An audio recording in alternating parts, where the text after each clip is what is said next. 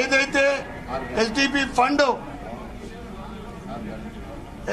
Fund కూడా 10 లక్షల రూపాయలు ఇచ్చి అక్కడ ఉన్న ప్రజాప్రతినిధి కాకుండా వేరే వాళ్ళకి ఇవ్వడం అనేది అది అవినీతికి తాగుతీసే అవకాశం ఉంది. అదేవిధంగా ఈరోజు 6 గ్యారంటీలని చట్టబద్ధత కల్పిస్తామని చెప్పిన ముఖ్యమంత్రి ఈరోజు మాకు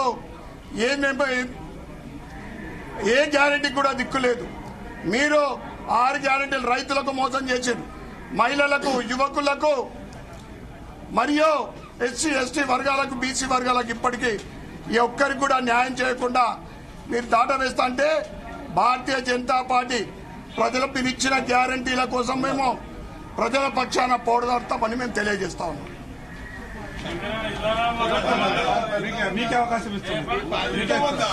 అందరికీ నమస్కారం.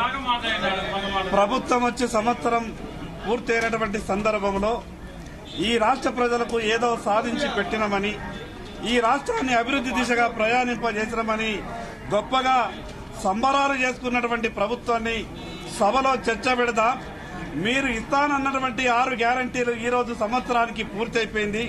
స్వయాన రాష్ట్ర ముఖ్యమంత్రి గారే సభలో చెప్పిండ్రు, దానికి చట్టబద్దత కల్పిస్తామని చెప్పిండ్రు. చట్టబద్దత ఇప్పటి వరకు కల్పించలేదు. దాని మీద సభలో చర్చ పెట్టాలని భారతీయ జనతా పార్టీ ప్రతిపాదిస్తే కనీసం సభలో మాట్లాడేటటువంటి అవకాశం కూడా ఇవ్వలేదు.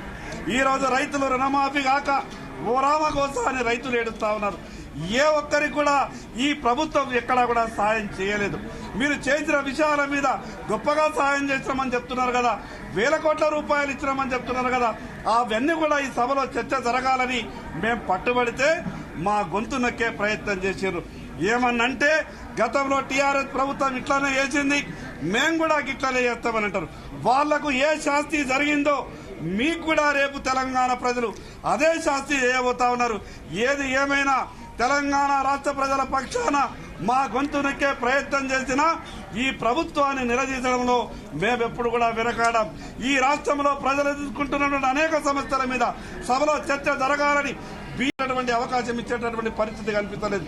ప్రజాస్వామ్యాన్ని పూర్తిగా కూలి చేస్తున్నారు. కాబట్టి ఈ రాష్ట్ర ప్రజలకు ఇచ్చినటువంటి మీరు అధికారంలోకి రావడానికి ఏవైతే హామీలు ఇచ్చిండ్రో ఆ హామీల మీద చర్చ జరిగే వరకు మేము సభలో పోరాటం చేస్తామని ఈ సందర్భంగా తెలియజేస్తున్నాం. Thank you.